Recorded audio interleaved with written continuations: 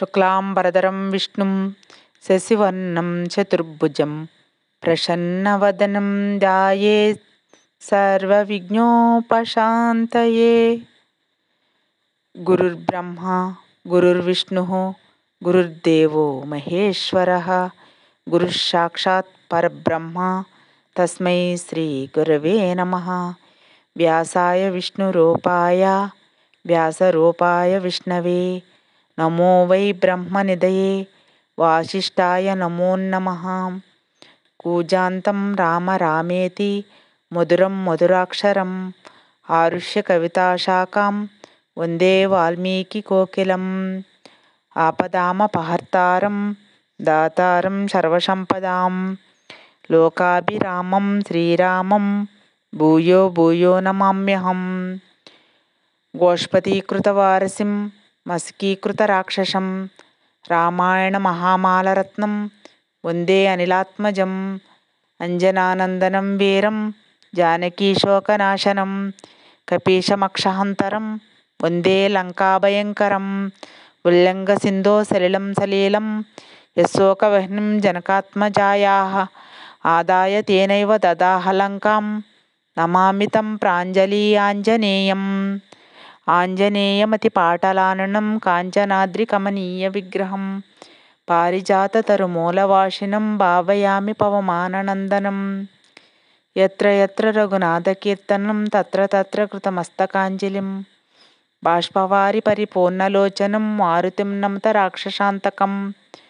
మనోజవం మారుతతుల్యవేగం జితేంద్రియం బుద్ధిమతాం వరిష్టం వాతాత్మజం వానరాయుధముఖ్యం శ్రీరామదూతం శిరసా నమామి. శ్రీరామాయ నమః. శ్రీ వాల్మీకి సంపూర్ణ రామాయణం అయోధ్యాకాండము.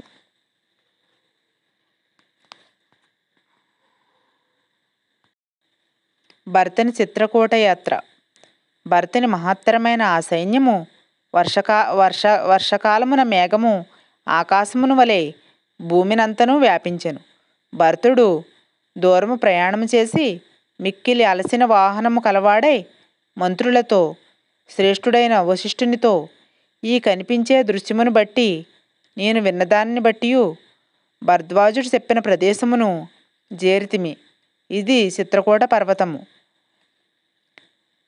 అదే మందాకిని నది అని పలికి, శత్రుఘ్న కిన్నరులు సంచరించిన ప్రదేశము చూడు.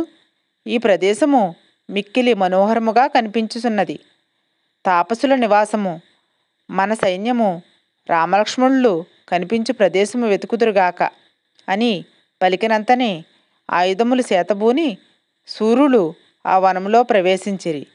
పైకి వ్యాపించుచున్న పొగను భరతునకు చెప్పి, రామలక్ష్మణులు ఇక్కడ ఉండవచ్చు, లేక రాముని వంటి ఇతర తాపసులు ఉండవచ్చు అనగా భరతుడు, మీరందరూ ఇచటనే ఉండు, ముందుకు వెళ్ళవద్దు. సుమంత్రుడు ధృతి నేను మాత్రమే వెళ్ళుదము అని పలుకగా అందరూ అచట నిలిచిపోయిరి. సైన్యము త్వరలో భరతుడు రాముని కలుసుకొనగలడని సంతోషముతో ఉండెను. శ్రీరాముడు సీతకు చిత్రకూట శోభను చూపుట. దీర్ఘకాలము ఆ పర్వతమందున్న రాముడు సీతకు సంతోషము కలుగుటకై తన మనస్సును వినోదింపచేయుటకును చిత్రమైన చిత్రకూట పర్వతమును చూపించెను. కళ్యాణి, రమణీయమైన ఈ పర్వతమును చూచుటచే రాజ్యము పోవుట, మిత్రుడు లేకపోవుట కూడా నా మనసునకు బాధ కలిగించుట లేదు. అనేక పక్షులతో నిండిన ఈ కొండను చూడుము. దీని శిఖరము ఆకాశమును నొరయుచున్నది. కొన్ని వెండివిగాను, కొన్ని రక్తము వలెను, మరికొన్ని పచ్చగాను, మణుల వలెను ప్రకాశించుచున్నవి. అనేక విధములగు వృక్షములతో ఈ పర్వతము శోభించుచున్నది. అరుగో కిన్నెరులు చూడుము. ఈ వనవాసముచే నాకు 2 ప్రయోజనములు సిద్ధించినవి. ఒకటి తండ్రి రుణము తీర్చుకొనుట, రెండవది భరతుని ఇష్టము నెరవేర్చుట. ఈ కొండరాళ్ళు నలుపు, పసుపు, తెలుపు, ఎరుపు రంగులు గలవై రాత్రులందు అగ్నిజ్వాలల వలె ప్రకాశించుచున్నవి. సజ్జనుల మార్గమున శ్రేష్టములైన నియమములతో కూడినవాడనై నీవు లక్ష్మణుడు కూడా ఉండ కులధర్మమును వృద్ధి చేయు సంతోషమును పొందుచున్నాను. రాముడు సీతకు మందాకిని శోభ చూపుట. కోసలేశ్వరుడగు రాముడు కొండను దాటి అందమైన మందాకిని నదిని సీతకు చూపించెను. విచిత్రమైన ఇసుక తిన్నెలు కలిగి అంశలు విహరించుచున్న మందాకిని నది పువ్వులతో ప్రకాశించుచున్నది. ఒడ్డున అనేక ఫలపుష్ప వృక్షములు ఉన్నవి. చర్మములు కట్టుకుని జడలు ధరించిన ఋషులు దీని యందు స్నానము చేయుదురు.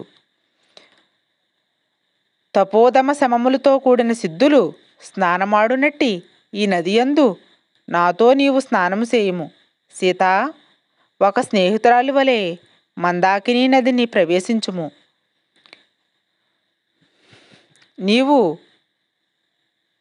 పురజనులను, ఏనుగులను, అయోధ్యను వలె పర్వతమును, ఈ నదిని సరయూ నదిగాను నిత్యము తలుసుము.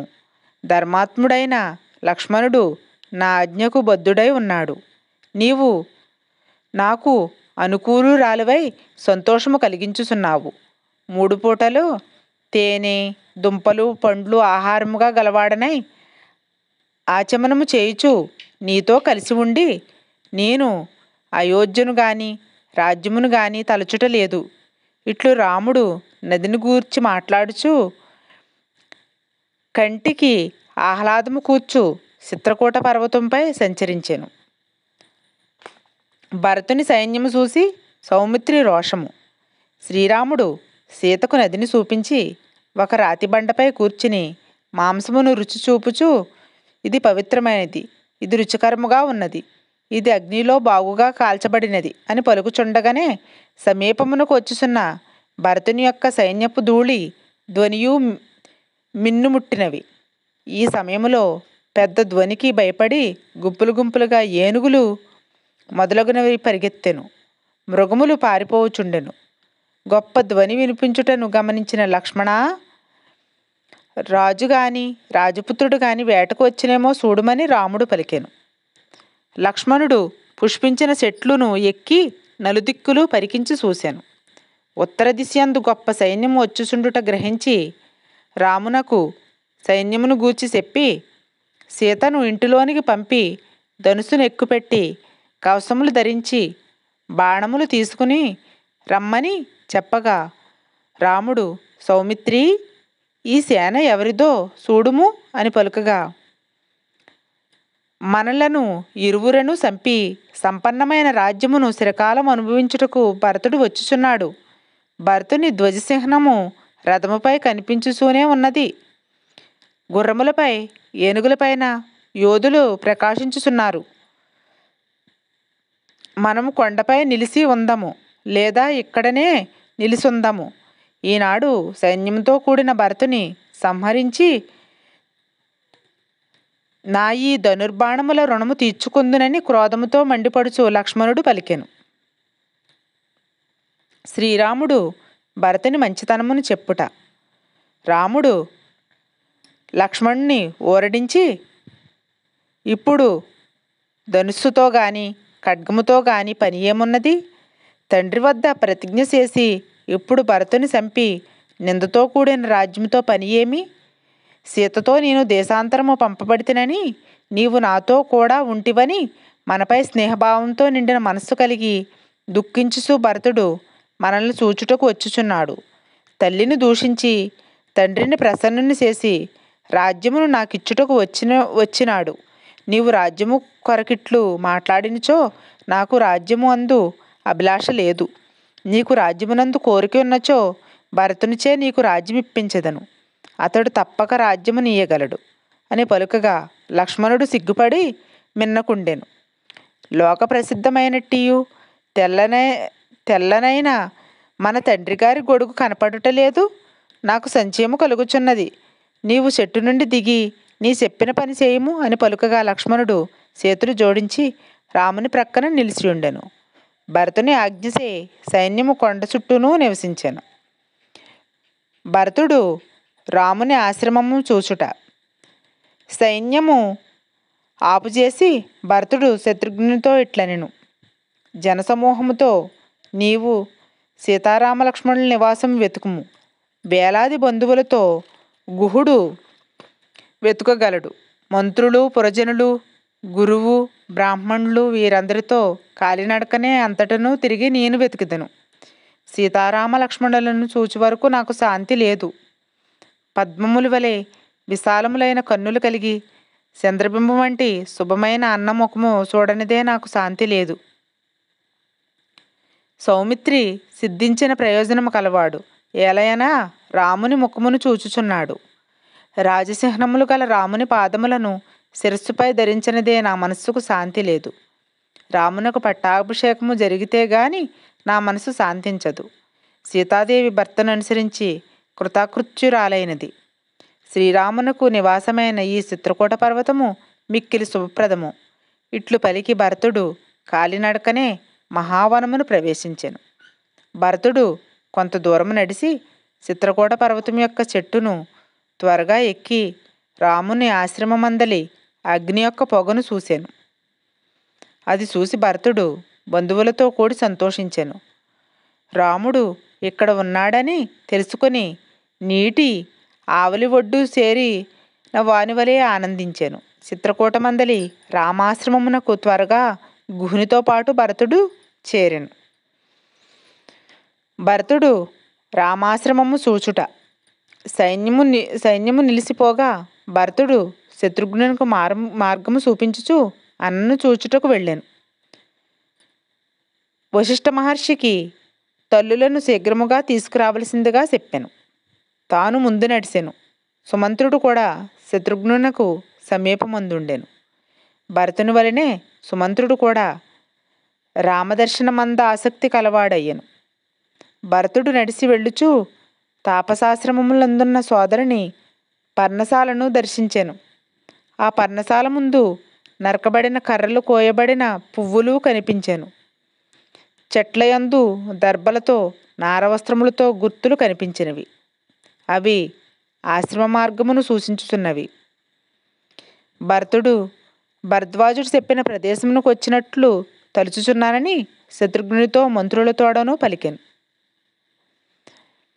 ఇక్కడకు సమీపముననే మందాకిని నది కలదని తలసెను. మందాకిని సమీపమునకు వచ్చి ప్రజలకు ప్రభువైన వాడు జనరహిత ప్రదేశమున నివసించుచున్నాడు. నా బ్రతుకు నిందింపదగినది అని భరతుడు జనులతో పలికెను. సీతారామ లక్ష్మణులను బ్రతమాలు కొనుచు వారి పాదములపై పడెదను అని దుఃఖించుచు పర్ణశాలలో జటామండలధారి అయి లేడి చర్మము ధరించి కూర్చుని ఉన్న శ్రీరాముని చూశాను. చూడగానే శోకమోహములతో నిండినవాడై మాట రానివాడై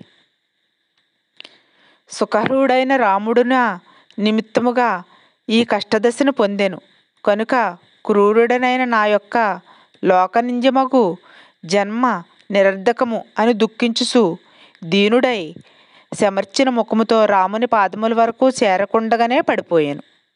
శత్రుఘ్నుడు కూడా దుఃఖించుచు రాముని యొక్క పాదములకు నమస్కరించాను. భరత శత్రుఘ్నుల ఇరువురును కౌగిలించుకుని శ్రీరాముడు కన్నీరు కార్చెను. పిమ్మట సుమంత్రునితో గుహునితోడను రామలక్ష్మణులు కలుసుకొనిరి. ఆ మహారణ్యములో కలుసుకొనిన రాజపుత్రులైన రామలక్ష్మణ భరత శత్రుఘ్నులను చూసి వనములో నివసించు వారందరూ దుఃఖముతో కన్నీరు కార్చిరి. రాముడు భరతుని కుశలమడుగుట. జడలు దాల్చి నారవస్త్రము ధరించి ప్రణయకాలపు సూర్యుని వలె నేలపై పరుండి ఉన్నట్టియు చేతులు జోడించి వెలవెలబో ముఖకాంతి గల కృషించిన వానిని ఎట్లో గుర్తించి సోదరుడైన భరతుని చేతులతో దగ్గరకు తీసుకుని శిరస్సు మూర్కుని కౌగులించుకుని ఒడియందు కూర్చొనబెట్టుకుని ఆదరముతో ఇట్లు ప్రశ్నించెను. నాయనా, తండ్రి ఎక్కడుండెను? నీవు అరణ్యమునకు ఎలా వచ్చితివి? ఆయన జీవించి ఉండగా నీవు అరణ్యమునకు రాతగదు. మహారాజు జీవించి ఉన్నారా? దైన్యంతో మరణించలేదు కదా? నీ రాజ్యము క్షేమమేనా? తండ్రికి సేవ చేయుచున్నావా? సత్యప్రతిజ్ఞుడైన దశరథ మహారాజు క్షేమమేనా? ఇక్ష్వాకు వంశ గురువును పూజించుచున్నావా? కౌసల్య సుమిత్రలు సుఖముగా ఉన్నారా?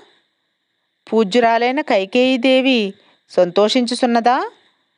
పురోహితుని సత్కరించుచున్నావా?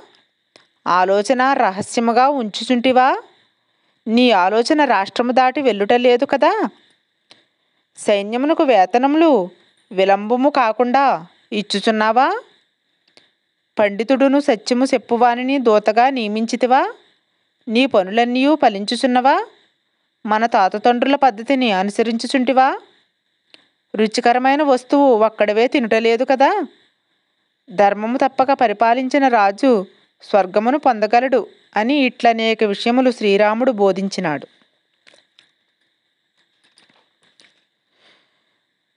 భరతుడు రాముని రాజ్యము అనుగ్రహించమనుట.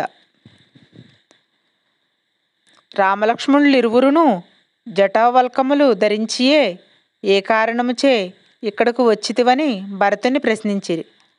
అప్పుడు భరతుడు పుత్రశోకము పీడింపగా మహారాజు స్వర్గస్థుడైనాడని తెలిపెను. కైకేయి అపకీర్తికరమైన పాపము చేసి విధవ అయి దుఃఖముతో కృషించి నరకములో పడగలదు. దాసుడనైన నన్ను అనుగ్రహించి పట్టాభిషిక్తుడవగుము.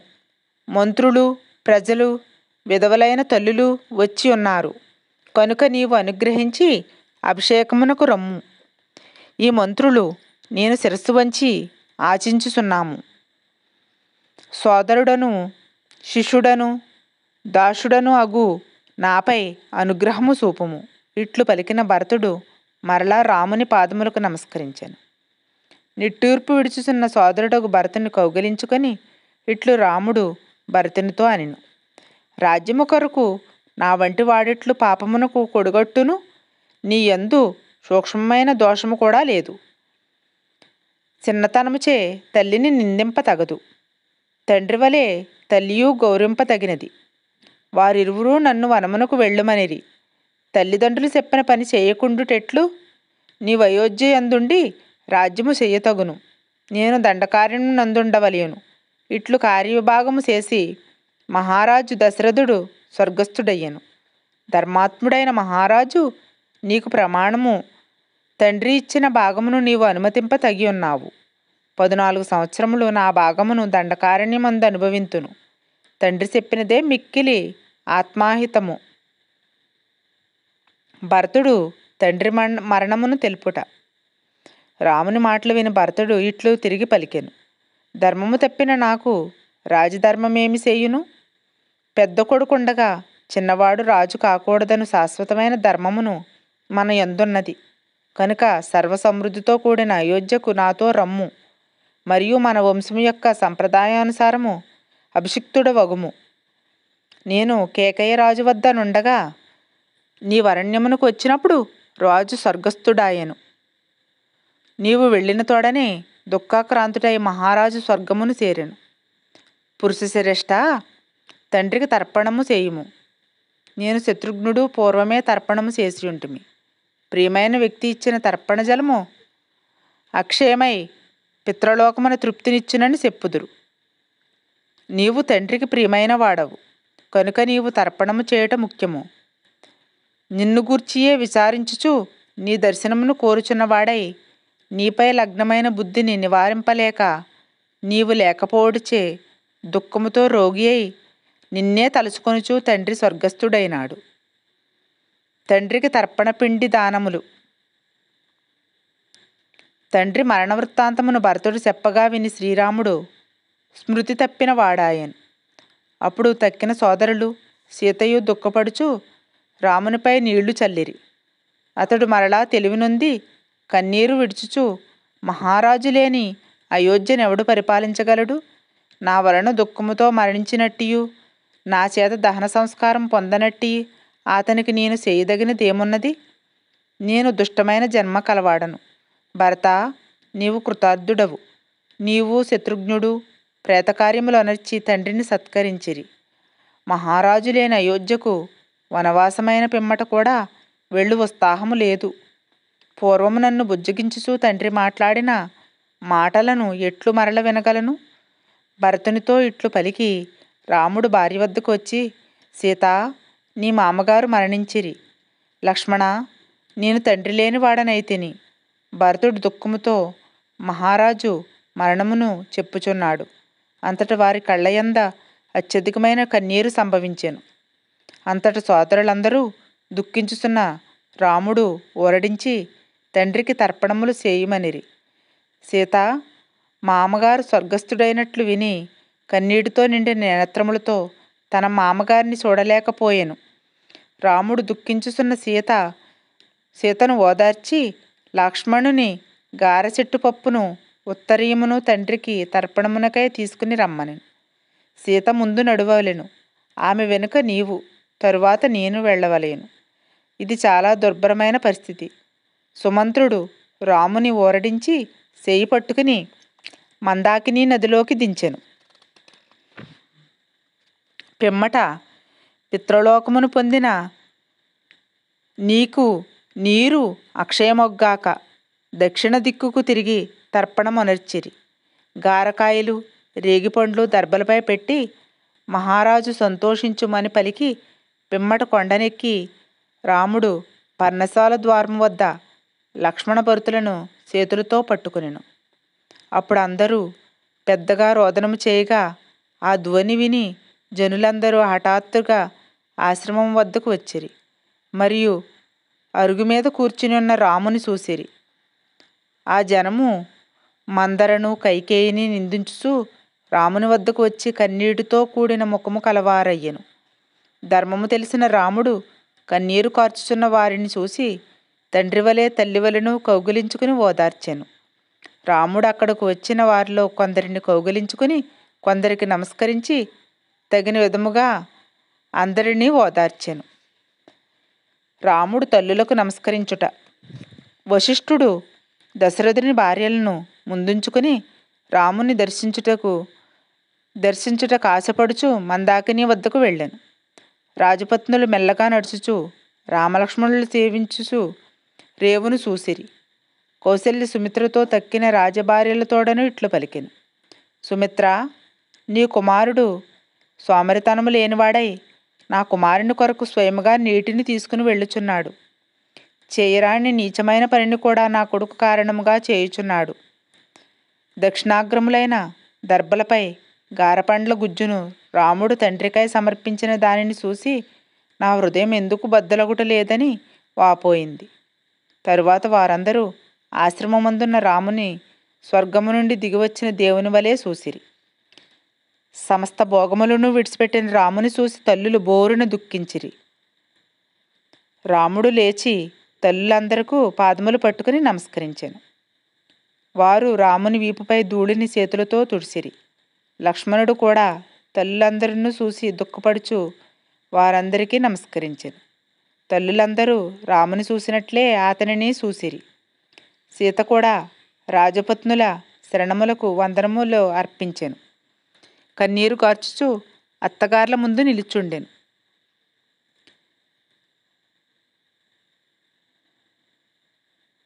కౌసల్య తల్లి కుమార్తెను వలె సీతను కౌగిలించుకుని వనవాసంసే కృషించి దైన్యంతోనున్న ఆమెనిట్లు పలికెను. విదేహరాజు పుత్రికవై దశరథుని కోడలవై రాముని భార్యవై జనసంచారము లేని అరణ్యమందిట్లు దుఃఖపడుచున్నావు. నీ ముఖము చూడగా శోక మగ్నివలే నన్ను దహించుచున్నది. తల్లి ఇట్లు మాట్లాడుచుండగా శ్రీరాముడు వశిష్ఠుని పాదములకు నమస్కరించాను. పిమ్మట అతని వద్దనే కూర్చునెను. పెదప మంత్రులతో పురప్రధానులతో సైనికులతో తక్కిన జనముతోడను భరతుడు అన్నయ్యైన రాముని వద్ద కూర్చునెను. అచట కూర్చున్న పూజ్యులైన పెద్దలందరకు భరతుడు రామునకు నమస్కరించి ఏమి మాట్లాడినో వినవలయునని కుతూహలము మిక్కుటమై ఉండెను. అచట రామలక్ష్మణ భరతులు త్రేతాగునట్లు తేజరిల్లిరి. భరతుడు రాముని రాజ్యమును గ్రహించమనుట. మిత్రులతో కూడి దుఃఖించుచున్న వారికి రాత్రి గడిచిపోయాను. తెల్లవారిన పిదప సోదరులు నలుగురు స్నేహితులతో కలిసి మందాకిని నది యందు స్నానము చేసి జపహోమములు నిర్వర్తించిరి. పిమ్మట వారందరూ రాముని వద్ద కూర్చునిరి. అందరూ ఊరక కూర్చునిరి. ఏ ఒక్కడూ కొంచెమైనను మాట్లాడలేదు. స్నేహితుల మధ్యలో భరతుడప్పుడు రామునితో ఇట్లనెను. మా తల్లిని ఒప్పించి తిని నాకిచ్చిన రాజ్యమును నీకే ఇచ్చుచున్నాను. నిష్కటంకముగా దీనిని అనుభవింపుము. అఖండమైన ఈ రాజ్యమేలుట నీకే సఖ్యము గాని మరి ఒకనికి సఖ్యము కాదు. నీ పరిపాలనమున అందరము సంతోషింతుము అని నగరవాసులైన వివిధ జనులను భరతుని మాటలు యుక్తాయుక్తమైనవని తలసిరి. వారు రాముని ఆశించిరి. ధీరుడు రాముడు దుఃఖపడుచున్న కీర్తిశాలియగు భరతుని ఇట్లు ఓదార్చెను. తన కోరిక కొరకు ప్రాకులాడు మానవుడు సమర్థుడు కాడు. దైవం ఎటునటు లాగుచుండును. ప్రోగు చేసినవన్నీయూ నశించిపోవును. పెరుగుట విరుగుట కొరకే. సంయోగములు వియోగముతో అంతమొందును. బ్రతుకుట సచ్చు వరకే. పండిన పండుకు పడిపోతామనే భయం. అట్లే పుట్టినవాడికి సస్తామనే భయం. గట్టి ఇల్లైనను కొంతకాలమునకు శిథిలమై కూలిపోవును. అట్లే మానవులు ముసలితనమునకు మృత్యువునకు వసులయుందురు. గడిచిన రాత్రి తిరిగి రాదు. యమునా నది సముద్రమును చేరనే చేరును. ప్రాణులకు రాత్రింబవళ్ళు గడుచుచూనే ఉండును. అవి ఆయుస్సును గ్రీష్మకాలము వలె కాలము నీటిని వలె నశింపచేయును. ఆయుస్సు పూర్తి అయినవాడు మృత్యువుచే వెంబడింపబడుచుండును. సూర్యుడు ఉదయిస్తే సంతోషిస్తారు, అస్తమిస్తే సంతోషిస్తారు. మనుషులు తమ ఆయుస్సును తరిగిపోచున్నదని తలచరు. క్రొత్త ఋతువు వచ్చినదని సంతసించెదరు. ఋతువుల మార్పుతో ప్రాణుల జీవితము తరుగుట గమనించరు. సముద్రములో అకస్మాత్తుగా రెండు కర్రలు ఎట్లు కలుసుకుని మరలా విడిపోవునో అట్లే భార్యాపుత్రుడు, జ్ఞాతి, ధనము కలియుచు పోవుచూ ఉండును. ప్రాణి ఈ పరిస్థితిని అతిక్రింపజాలడు. కనుక చనిపోయిన తండ్రి గూర్చి విచారింపతగదు. పితృపితామహాదుల మార్గమును అనుసరించిన వాడేలా విచారపడవలెను. ధర్మాత్ముడైన తండ్రి అనేక యజ్ఞములు చేసి పాపములు నశింపజేసుకుని స్వర్గమును పొందినాడు. ఉత్తమమైన ఆయుష్ను భోగములను అనుభవించాడు. కనుక తండ్రిని గూర్చి విచారింపనవసరము లేదు. నీవు స్వస్థాసిద్ధుడవై శోకము విడిసి పట్టణములో నివసింపుము. ఆ విధముగా తండ్రి నిన్ను ఆజ్ఞాపించినాడు. అతని శాసనమును నేడు విడువజాలను. అతడు నీకును గౌరవింపదగినవాడే. అతడు మన బంధువు, మన తండ్రి. వనవాసము చేసినే నేను అతని మాట పాటింతును. ధార్మికుడు దయగలవాడు పరలోకమును జయింపవలయును. తండ్రి అయిన దశరథుని యొక్క శుభప్రవర్తనను చూసి అనుసరింపుము అని ఇట్లు మహాత్ముడైన రాముడు తండ్రి ఆజ్ఞను పరిపాలించుటకు చిన్నవాడైన సోదరుని ప్రోత్సహించి విరమించెను. రాముడు మాట్లాడిన తర్వాత మందాకినీ నది ఒడ్డున సహజ వాత్సల్యము గల రామునితో ధార్మికుడైన భరతుడు ధర్మబద్ధముగా ఇలా మాట్లాడాడు. శత్రువులను శిక్షించువాడా, లోకంలో నీ వంటి వాడెవడుంటాడు? దుఃఖము నిన్ను బాధించలేదు, సుఖము నిన్ను సంతోషపెట్టలేదు. నీవు పెద్దలకు ఇష్టడవు. వారిని నీవు సందేహాలను అడుగుతావు.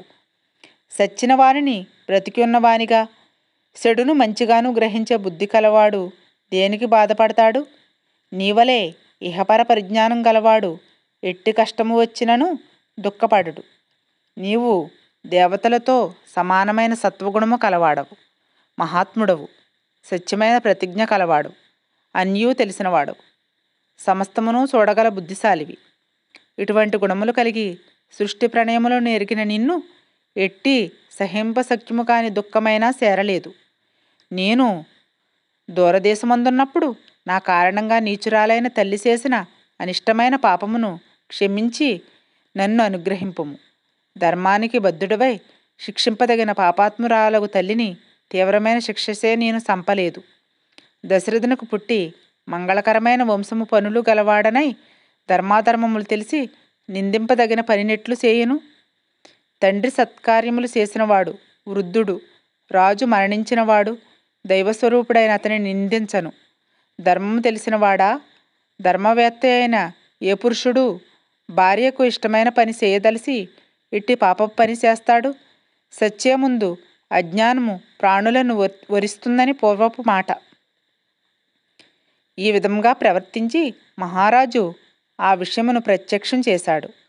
నీవు మంచి ఆలోచించి క్రోధము చేత మోహము చేత సాహసం చేతను తండ్రి మితిమీరుటను సరిదిద్దవలసిందిగా కోరుచున్నాను. తండ్రి మితిమీరుటను సమంజసముగా తలిసే పుత్రుడు విపరీత స్వభావం కలవాడుగా తలసబడును. తండ్రి చేసిన పని విద్వాంసులు నిందించునట్టిది. కైకేయిని నన్ను తండ్రిని కాపాడుటకు స్నేహితులను బంధువులను పురజనులను గ్రామవాసులను అందరూ రక్షించుటకు నీవు రాజ్యమును స్వీకరింపుము.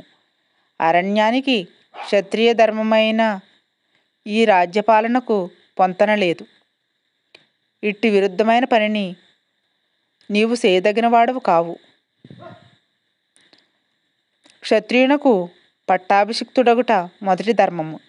దాని వలన ప్రజలను పరిపాలించుట సాధ్యమగును. ప్రత్యక్షమైన దానిని విడిసి సంచయగ్రస్తమైన రాబోవు ధర్మమును ఎవడు ఆచరిస్తాడు? నీవు కష్టముతో కూడిన ధర్మమును ఆచరింపదలిసినచో 4 వర్ణములను పరిపాలించి కష్టపడుము. ధర్మము తెలిసిన వాడా, ధర్మిష్ఠులు గృహస్థాశ్రమము నాలుగాశ్రమములో గొప్పదని చెప్పుచున్నారు కదా. అట్టి గృహస్థాశ్రమమును నీవేళ విడువగోరుచున్నావు? నీవుండగా నీకంటే శాస్త్రములోను స్థానము చేత వయస్సు చేతను చిన్నవాడునగు నేను ఎట్లు భూమిని పరిపాలించగలను? బుద్ధి చేతను గుణముల బట్టియు నీకంటే తక్కువ వాడను, బాలుడను, తక్కువ స్థానము గలవాడనగు నేను నీవు లేకుండా ఎట్లు జీవింపగలను? తండ్రి సంబంధమైన శ్రేష్టమైన ఈ సమస్త రాజ్యమును బంధువులతో కూడినవాడనే స్వధర్మముగా పరిపాలించుము. మంత్రులందరూ మంత్రవేత్తలు ఇక్కడనే నీకు పట్టాభిషేకము జరుపుతారు. పట్టాభిషిక్తుడివై నువ్వు రాజ్య పరిపాలనను మా అందరితో అయోధ్యకు వెళ్ళుము. లోకములన్నిటినీ జయించి దేవతలతో పాటు ఇంద్రుని వలె ప్రకాశించుము. దేవర్షి పితృరుణముల 3 తీర్చి శత్రువులను దుర్మార్గులను కాల్చివేయుచు మిత్రుల కోరికలను తీర్చి వారిని తృప్తిపరచుచు నీవే నన్నిక్కడ శాసించుము. నీ పట్టాభిషేకముచే స్నేహితులందరూ నేడు సంతోషముతో పొంగిపోదురు గాక. దుర్మార్గులు భయపడిన వారై నలుదిక్కులకు పారిపోదురు. నాకు నా తల్లికి సంభవించిన నిందను తుడిసివేయుచు పురుషోత్తమ పూజ్యుడైన తండ్రిని పాపము నుండి కాపాడుము. తల వంచి ఆశిస్తున్నాను, నాపై దయసూపుము. బంధువులు సర్వప్రాణులు నీ పట్టాభిషేకమునే కోరుచున్నారు. ఇట్లు కాక నా ప్రార్థనను త్రోసిపుచ్చి ఇటు నుండి నీవు అరణ్యమునకే వెళ్ళినట్లయినా నేను కూడా నీతోనే వెళ్ళెదను. అయోధ్యకు వచ్చి రాజ్యమును స్వీకరింపుమని భరతుడు మరలా శ్రీరాముని ప్రార్థించెను. శ్రీరాముడు భరతుని ఓదార్చి అయోధ్యకు వెళ్ళమని అతని ఆదేశించెను. భరతుడిట్లు మాట్లాడగా లక్ష్మణాగ్రజుడు రాముడు బంధువులందరి మధ్య గౌరవింపబడిన వాడై ఇట్లు పలికాడు. తండ్రి, నీవిట్లు మాట్లాడుట ఎంతయూ తగి ఉన్నది. నీవు దశరథునకు రాజశ్రేష్ఠునకు కైకేయందు జన్మించిన కుమారుడవు. తమ్ముడు, పూర్వం మన తండ్రి నీ తల్లిని వివాహమాడుచు ఆమె పుత్రునకు రాజ్యమిచ్చేదనని మీ తాతగారికి మాట ఇచ్చినాడు. దేవదానవ సంగ్రామమందు మహారాజు నీ తల్లికి సంతోషంతో వరమిచ్చినాడు కనుక దానిని గుర్తుచేసి నీ తల్లి 2 వరములను కోరినది. వాటిలో ఒకటి నీకు రాజ్యము, రెండవది నాకు వనవాసము. మహారాజు కైకేయిచే కోరబడి ఆ 2 వరములను తీర్చినాడు. నేను తండ్రి ఆజ్ఞ ప్రకారము 14 సంవత్సరములు అరణ్యంలో నివసించవలసి ఉంది. కనుక సీతారామ లక్ష్మణులతో తండ్రి సత్యవచనము అనుసరించి జనరహితమైన అరణ్యానికి వచ్చాను. అట్లే నీవును తండ్రి మాటకు సత్యము చేయుటకు ప్రయత్నింపవలెను. నీవు వెంటనే పట్టాభిషిక్తుడవగుము. మన తండ్రిని నా కొరకుగా నీవు రుణ విముక్తిని చేయుము. తండ్రిని అసత్యము నుండి కాపాడి తల్లిని సంతోషపెట్టుము.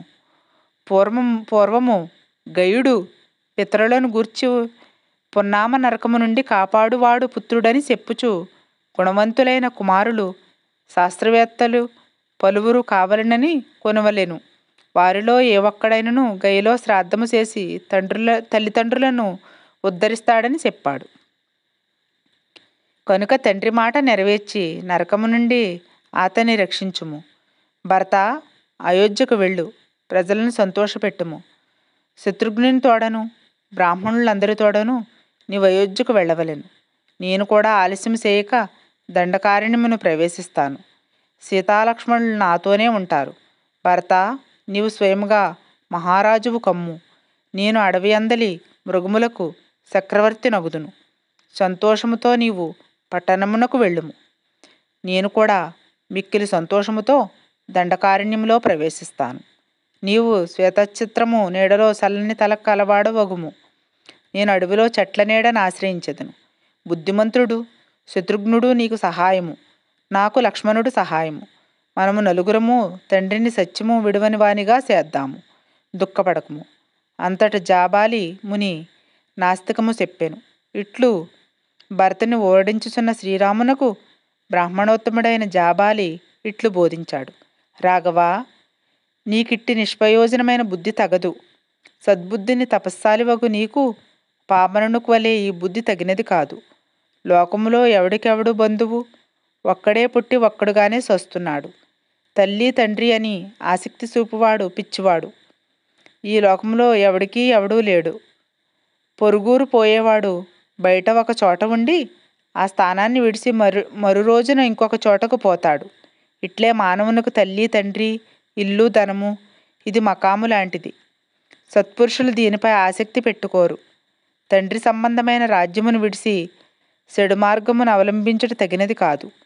ఈ నీ మార్గము సరి అయినది కాదు. అనేకములైన ముళ్లతో నిండినది. సర్వసంపదలు గల అయోధ్యానగరంలో పట్టాభిషిక్తుడు వగుము. నీ వియోగముచే బాధపడుతూ అయోధ్య నీకై ఎదురు చూస్తున్నది.